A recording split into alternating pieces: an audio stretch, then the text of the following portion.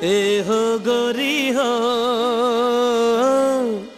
सुन वो का आई लव यू का बोले? नहीं समझे? अरे मया मया मया मया चल हट रे। अरे वो टूरी सुन तो आई लव यू कही के इशारा में बुलावा थे, अड़े ही समझ के अंग्रेजी में गोठियावा थे।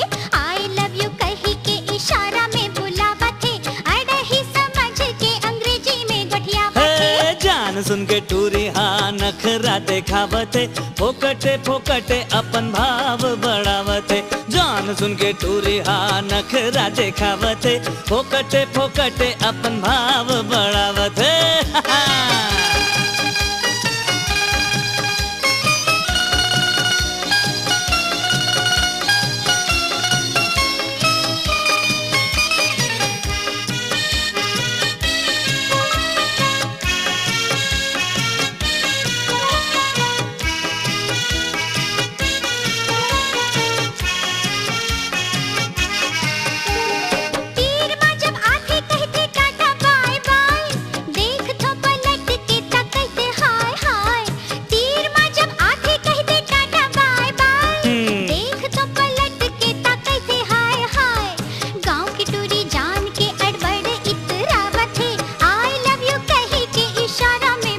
ऐसे का आई लव यू कही के इशारा में बुलावा थे, अड़े ही समझ के अंग्रेजी में गोठियावा थे। अरे गवहिन अरे सुनना सुनना अरे जा जा।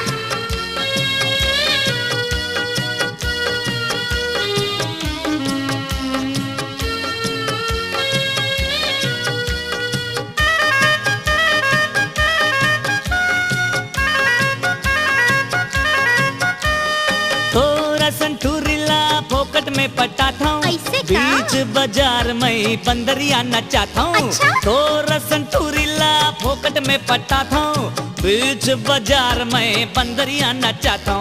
रेंग नाला देख तोर हाँ से उड़ावते, फोकटे फोकटे अपन भाव बढ़ावते। जान सुन के टूरी हाँ नखरा देखावते, फोकटे फोकटे अपन भाव बढ़ावते।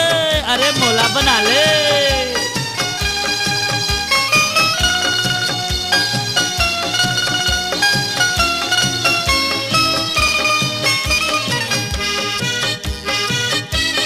लो लो लो ri pa pa pa, lo lo lo la la la.